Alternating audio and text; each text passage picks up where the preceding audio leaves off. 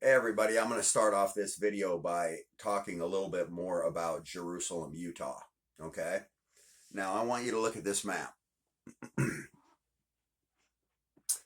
Clearly, there was an ocean through America before. Okay? Now, to the lady who said that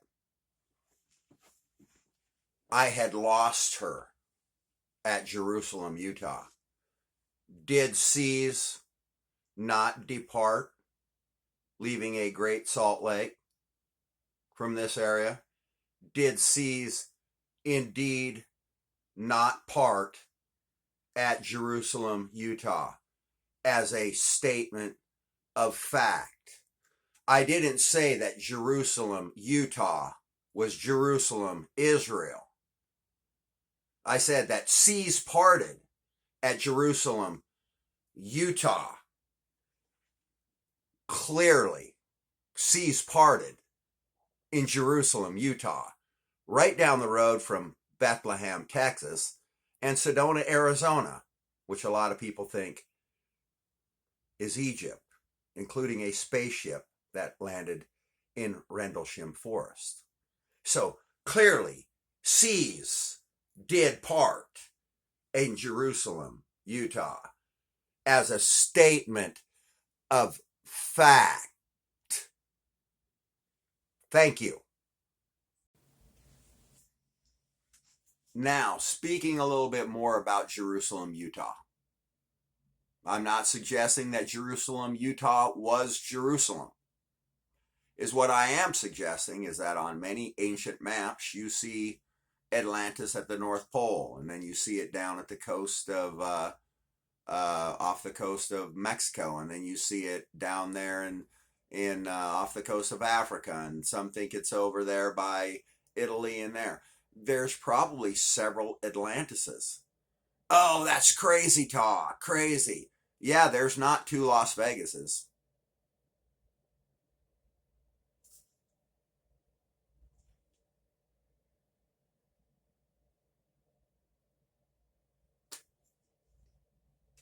There's a lot of places that are named the same place.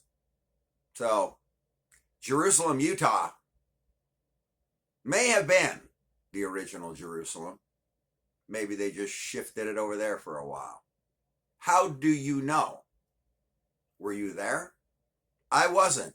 I'm trying to figure out what the F happened. This is my journey. And I don't even like calling it that.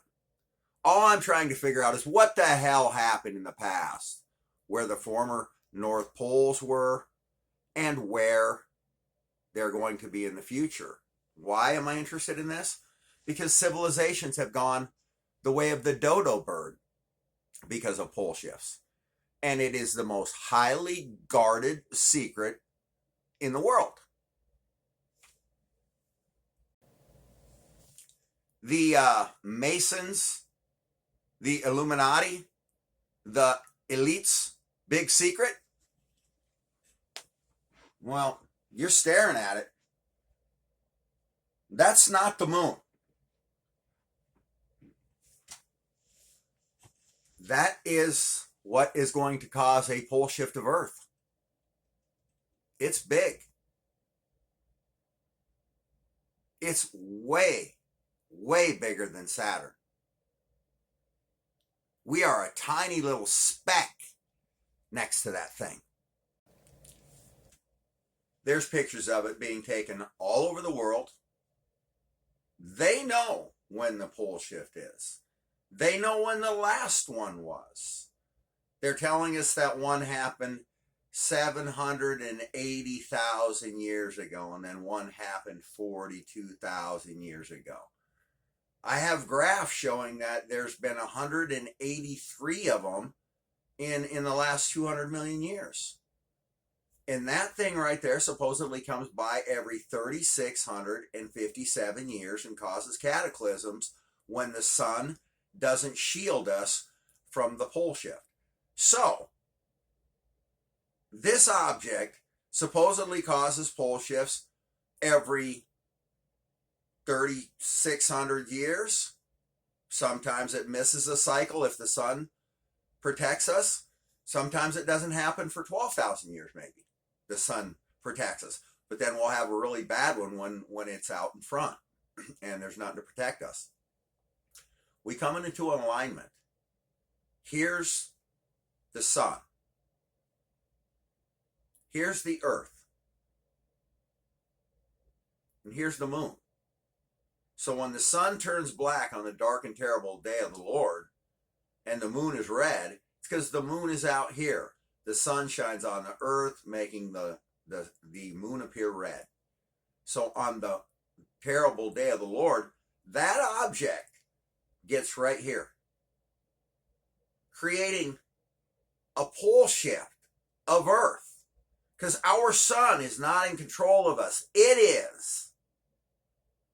So when that thing gets between us and the sun, we're going for a ride, whether you like it or not.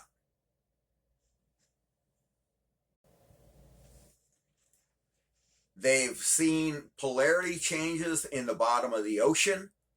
The magma comes out and it freezes to the direction of the North Pole. And so each time that it reverses, the seabed records this. Trees record it. Ice records it. Molten magma records these reversals. They know about every magnetic pole shift of Earth, every reset, and they're not telling you nothing about any of them. It's climate change. It's global warming. No, it's a pole shift, and they know exactly when it's going to happen, but you don't get to know anything about it. That's absolutely terrible, ridiculous, and in the future, this must be rectified. That knowledge is being withheld from human beings. Simply disgusting. So you guys over there at NASA that are laughing and giving us a hard time, we're going to find out when every one of these pole shifts was. We're going to find out when every one of them was. And we're going to find out the people that resided in these timelines, so they won't be forgotten by your lies. These were civilizations of people who deserve to have their name in history. People deserve to know what happened to them. They're not a graph on a freaking chart. These are civilizations that have come and gone because of North Pole, South Pole, North Pole, South Pole, North Pole, South Pole, North Pole, South Pole. All the animal deaths, the billions of animals that died in these events. We don't get to know about any of that. You're going to blame it on us. Boy, that's a good one. You should feel terrible about withholding all of this information from humanity. Here it shows on the bottom of the ocean how when it splits, the magma, as the seafloor spreads, it shows which direction the North Pole was at that time. Trees record this. A lot of magma deposits record which direction the North Pole was exactly. The magma freezes to the North Pole's direction. We know how to tell. They're hiding this info. We know the last one they claim is 42,000 years ago. We need to find out exactly when the next pole shift is going to be, and that is exactly what we're going to do. And we're going to keep on letting you know that seas parted in places like Jerusalem, Utah, right down the road from Bethlehem, Texas. So I have no evidence of seas parting anywhere else, but I do have evidence of them parting there. So Pole Shift Alert will keep on bringing you the truth if you can handle it.